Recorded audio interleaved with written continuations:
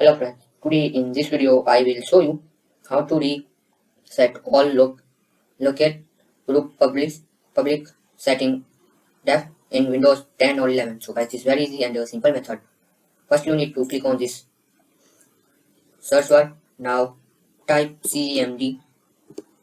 Now right click on command prompt. Click on run as administrator. It asks permission, so click on yes. Now you need to copy one command. You see this command, copy it and Control C to copy, Control V to paste. Now you need to don't click on enter, type second command P and paste second command. Control C to copy and Control V to paste. Then click on enter. Now you need to close it and restart your PC or laptop. After restart, your all problem will be fixed. So thanks for watching this video. Please like, share and subscribe my channel. Please comment this video work for you or not.